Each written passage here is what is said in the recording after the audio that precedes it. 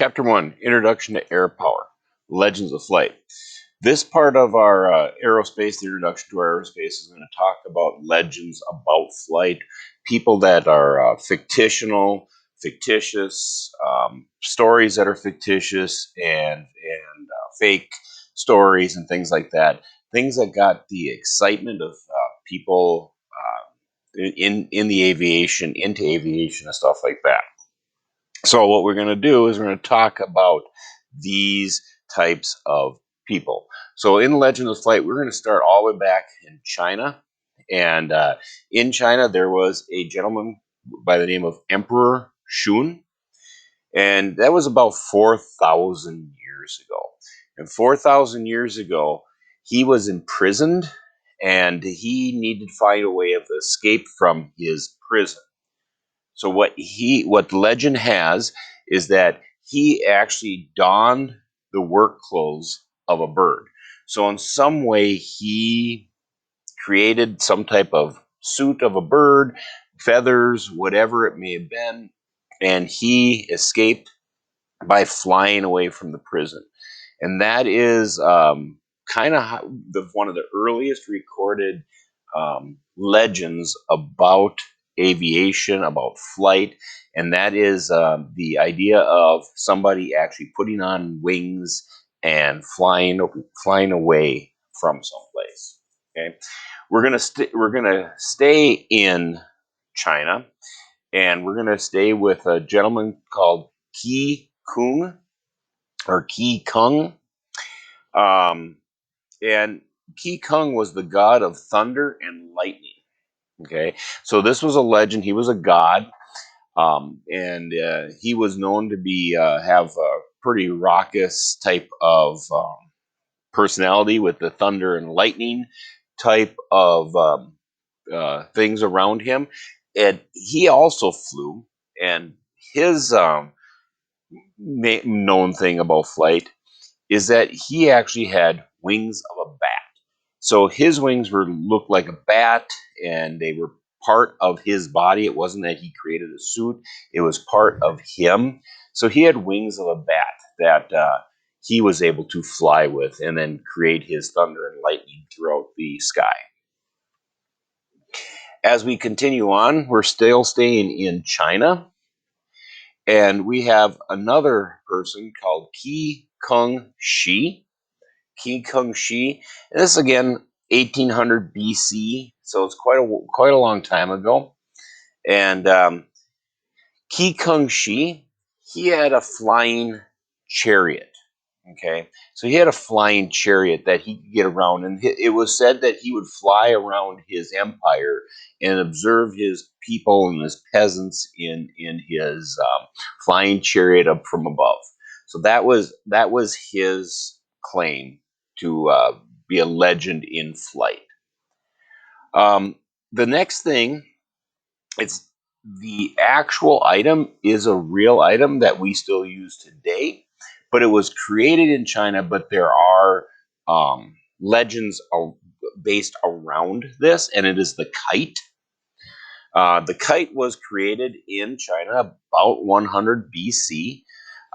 So it is a real thing. You still create fly kites and stuff like that. You can go buy them at the local stores, Walmarts, Targets, and things like that. You can go fly kites on a windy day and things like that.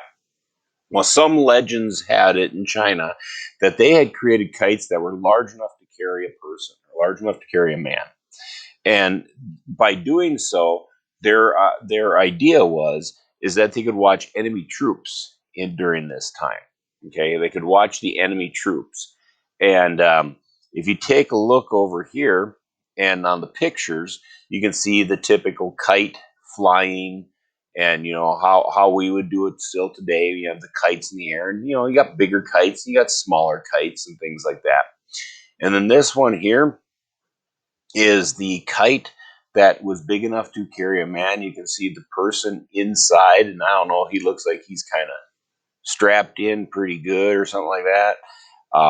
But that was the legend that you could watch enemy troop movements by flying a kite over the enemy lines and watch see what they're doing, see where they're going, and things like that. So that's kind of a legend that would probably be a very iffy thing because you would know as a kite how hard they are to fly um, in a normal instance, and then you have the weight of a person and moving and throughout that. So yes, you definitely have a legend of flying in a kite.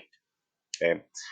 Um, as we go on, we're going to still stay in China because China was a closed country. So a lot of things came out of China after they opened up, and the outside world got to see what they did. And so there's a lot of stuff that happened in China. And you're going to know we've got a lot of inventions from China along the ways too. And one of those other inventions, other than the kite, was gunpowder. So gunpowder is an invention in China around about 900 AD. Okay, and gunpowder, just we still use gunpowder in today. I mean, the main use for gunpowder today is in ammunition for basically handguns, rifles, anything like that.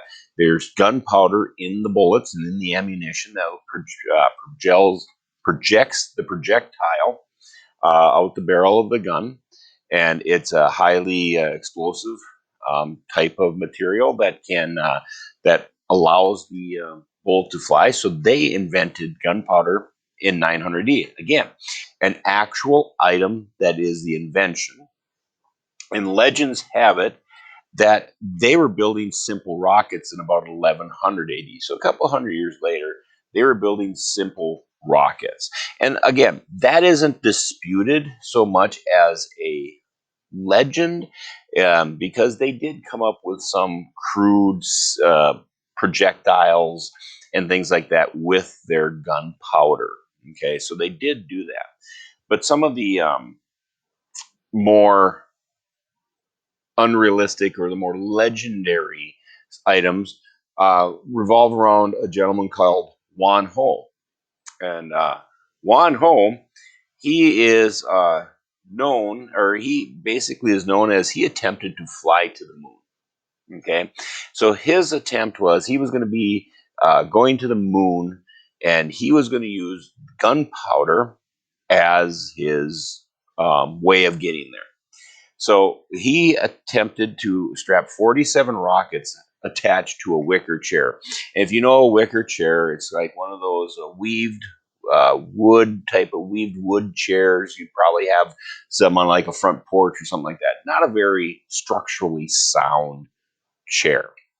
But he strapped 47 rockets to his wicker chair. And he had help, and he had somebody help him, and somehow lit these rockets. And after he lit these rockets, he disappeared into a ball of smoke and fire, never to be seen from again.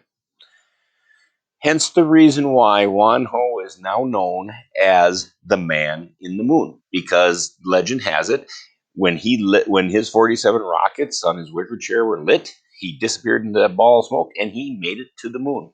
And when you look at the moon, some depending on your angle and things like that, they say they can see a face in the moon, and that is Wan Ho as the man in the moon. So you got some pictures here just to kind of give you an idea. And this is again the building of some crude rockets. If you take a look at how this looks here, I mean, it's very basic crude rocket, and it looks like today's modern bottle rocket in essence. They have a long stick here just to kind of have a guide and things like that, and lighting a fuse on fire. And they could use that as projectiles. And again, something realistic, something they used. Here's Wan Ho. And Wan Ho here, he's sitting on his wicker chair. He's got his 47 rockets. This probably is Wan Ho's assistant, who was the one that lit his rockets so he could go to a puff of smoke. And there's the moon. There he's heading to. And I don't know, he was waving "see you later" type of thing, and away he goes. So again, Wan Ho, the man in the moon, and that's kind of the depiction of how that kind of took place and how that happened. So again, China has quite a few different types of legends about flight, and they have a rich, rich history about many, many things, and flight is included in their history.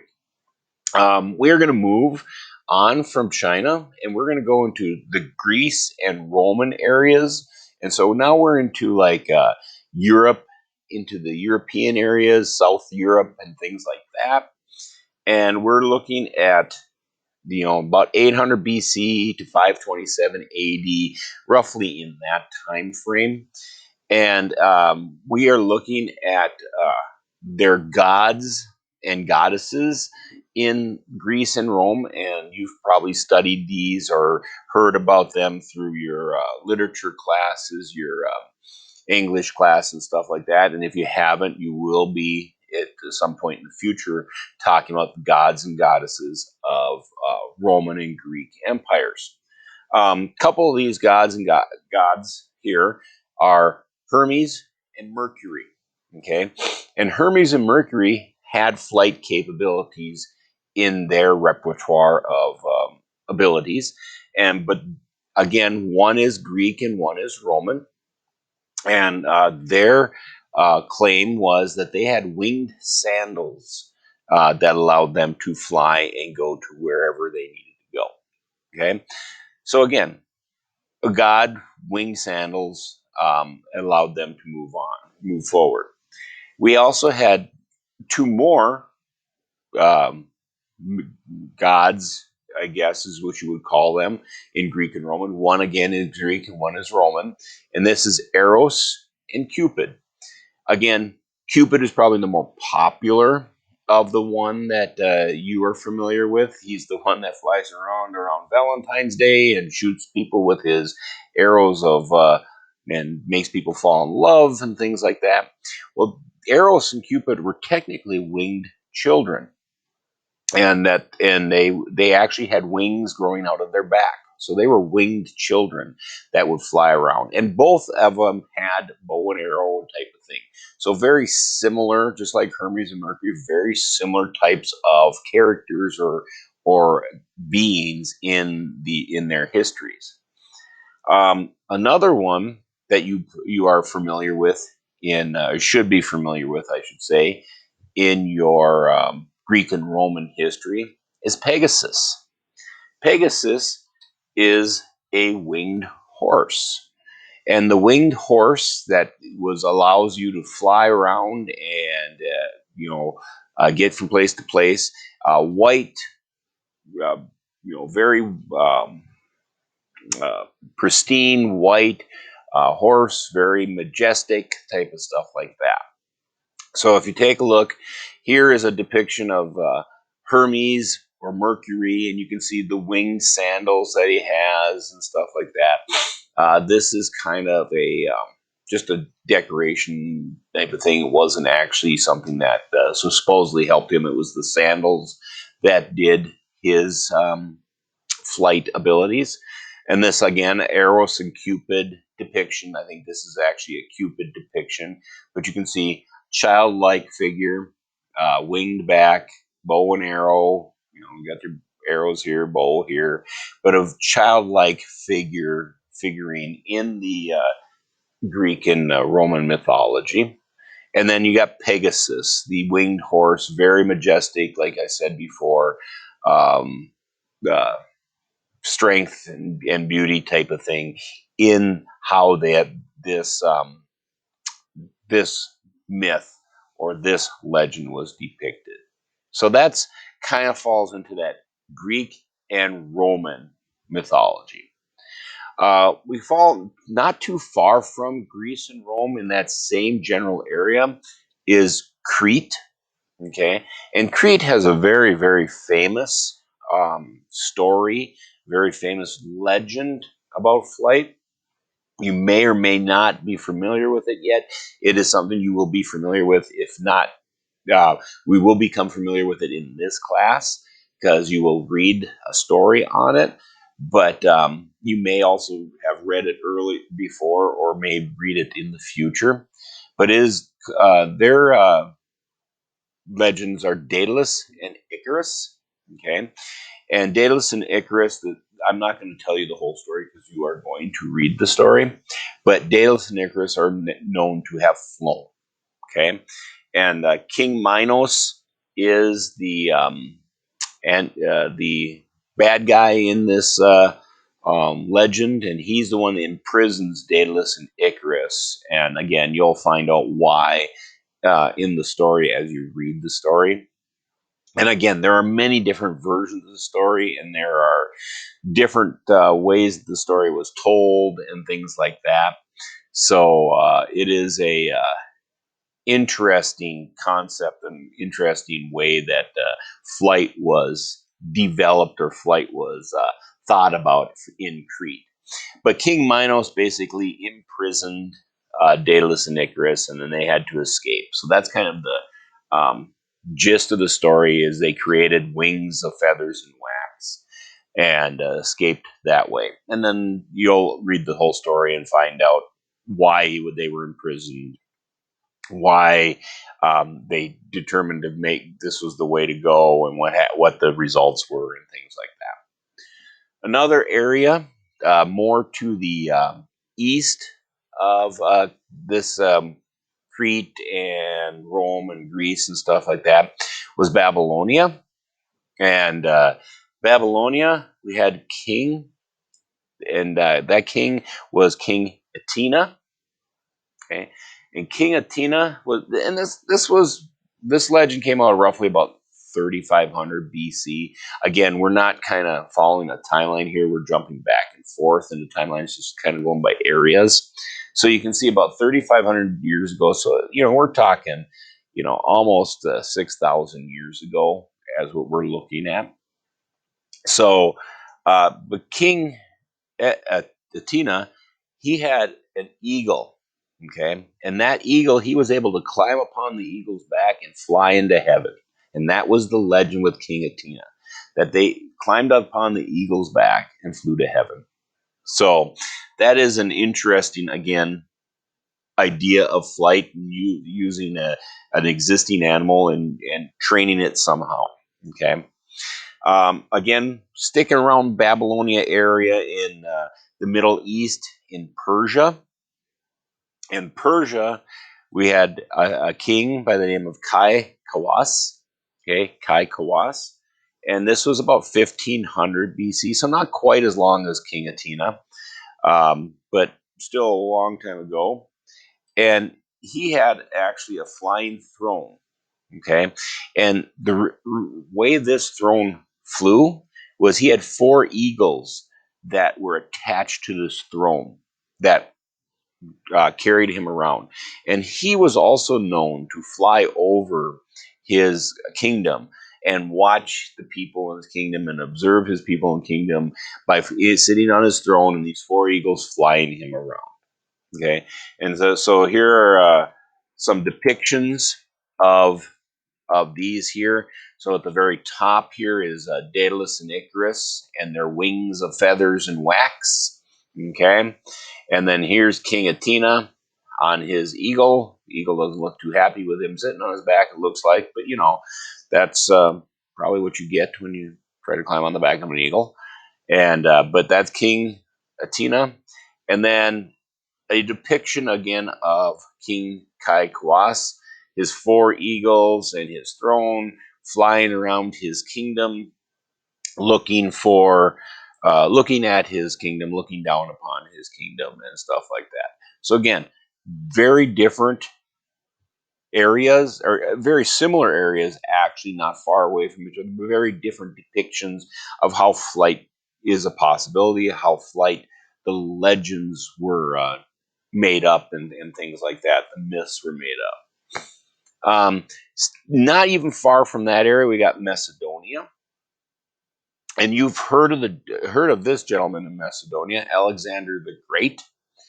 And Alexander the Great, this was around 336 BC, so we're talking 2,300 years ago, give or take.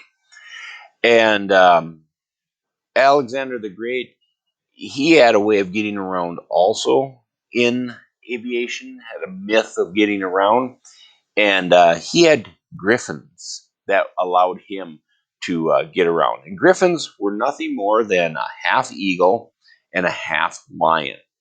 Okay, kind of like the from Napoleon Dynamite, the Liger, right? The half lion, half tiger, except this one was an eagle and a lion.